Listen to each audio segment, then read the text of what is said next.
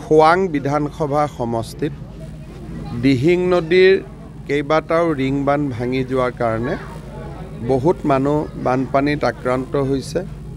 2-3টা relief camp হৈছে। বহুত মানুহ ৰিলিফ কেম্পত অহা নাই, ঘৰত আছে। আজি মই গোটেইখিনি চালোঁ আৰু মথাউৰি ভঙা অংশটোলৈকেও মন্ত্ৰী ৰঞ্জিত দাস আৰু বিধায়ক চক্ৰ গগৈ এতিয়া যাব। পানী কমিলে আমি ৰিং বান্ধখিনি বনাই দিয়া, ৰাস্তা ঘাটখিনি পুনৰাই বনাই দিয়া আৰু যিখিনি মানুহৰ ঘৰ আদি ভাঙি গৈছে তেওঁলোকক সহায় কৰা, এই গোটেইবিলাক কাম আমি কৰিম। আৰু এতিয়া ৰিলিফ কেম্পত মানুহখিনিয়ে কৈছে বিশেষ অসুবিধা হোৱা নাই বুলি। তথাপিতো তেওঁলোকে এযোৰ কাপোৰ কানি লৈ আহিছে। গতিকে মই ডিচিক কৈছোঁ যাতে তেওঁলোকক এযোৰ বা দুযোৰ কাপোৰ কানিও দি দিয়ে।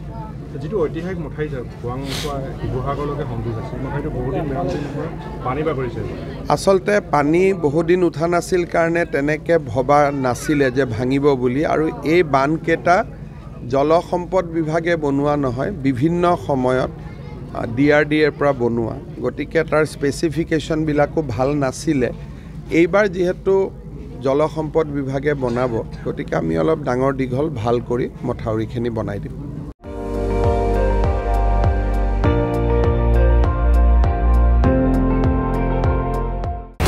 আপুনি চাই আছে ND24, সৰ্বশ্ৰেষ্ঠ নহয় সৰ্বোত্তমৰ দৌৰ।